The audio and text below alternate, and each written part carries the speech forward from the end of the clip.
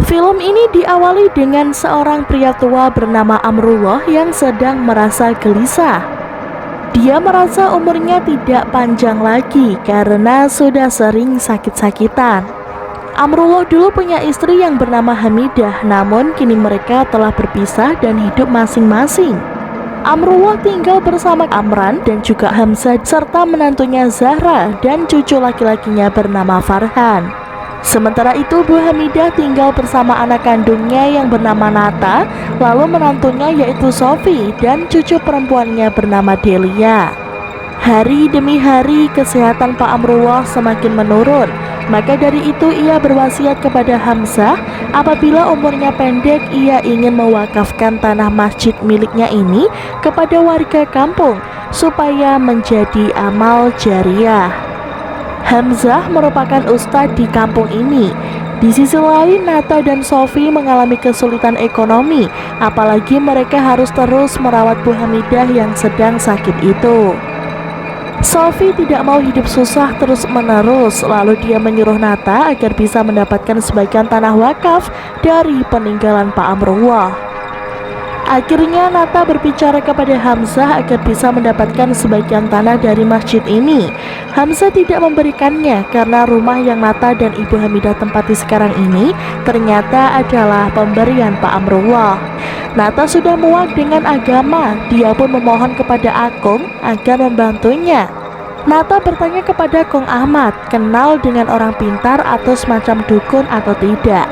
Mengingat Kong Ahmad ini sudah lama tinggal di daerah ini, akhirnya karena kasihan Kong Ahmad memberitahukan bahwa di desa sebelah yaitu Kampung Apok ada seorang dukun bernama Ki Japa, siapa tahu dia bisa menolong Nata. Akhirnya Nata beserta Sofi datang ke rumah Ki Japa. Mereka ingin menguasai tanah wakaf peninggalan Pak Amrullah. Mereka pun memberikan sejumlah uang serta beberapa perhiasan sebagai maharnya. Sang dukun akhirnya menuruti keinginan mereka. Selanjutnya dukun berencana akan membunuh Pak Amrullah beserta semua orang yang memiliki ikatan darah dengannya, supaya Nata bisa mendapatkan tanah wakaf itu sepenuhnya. Ki Japa akan mengirimkan jin Ansar kepada keluarga Amrullah, jin yang dikenal sangat benci dengan umat Islam. Tetapi sebelum itu Nata harus membawa bagian tubuhnya Pak Amrullah seperti rambut ataupun darahnya. Kemudian Nata pun diminta untuk menanam sebuah kendi di tanah yang akan diwakafkan. Nata dan Sofi pun mulai melakukan perintah dukun itu secara diam-diam. Mereka mulai menanam kendi itu di halaman masjid. Setelah itu Nata meminta bantuan Kong Ahmad kembali, yang mana saat itu Kong Ahmad dipanggil oleh Pak Amrullah yang ingin meminta pijit. Saat Pak Amrullah terlelap tidur, Kong Ahmad pun menggunting rambutnya untuk diberikan kepada Nata.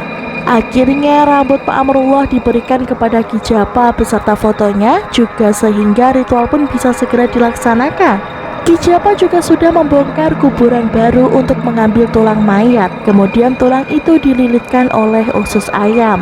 Ketika Pak Amrullah selesai sholat malam, seorang ayam tiba-tiba jatuh dari arah atas. Jin Ansar pun kemudian menyerangnya hingga ia pun tewas secara mengenaskan. Hamzah dan Amran sangat tidak menyangka ayahnya pergi secara tiba-tiba dengan keadaan tidak wajar. Mereka pun kalut dalam kesedihan. Saking bersedihnya Hamzah sampai lupa untuk menjalankan wasiat ayahnya, yaitu mewakafkan tanah masjid kepada warga kampung. Malam telah usai ketika waktu subuh Zahra istri Hamzah bergegas ke kamar mandi untuk mencuci pakaian. Sementara itu secara diam-diam Ustadz Hamzah pergi ke arah dapur lalu merebus air. Ketika Zahra selesai mencuci dengan mata kepalanya sendiri, dia melihat sang suami menyiram badannya sendiri dengan air panas yang mendidih. Hamzah pun tewas secara mengenaskan juga. Ketika subuh, Amron si anak bungsu mulai sadar ada yang sedang mengirim santet kepada keluarganya. Lalu dia pun menitipkan Farhan kepada seorang ustadz yang paling soleh, yang mana kerap disebut sebagai Abuya. Amran dan Zahra merasa yakin apabila Farhan akan aman di sana. Lalu Amran pun menitipkan surat tanah wakaf ayahnya kepada Abuya.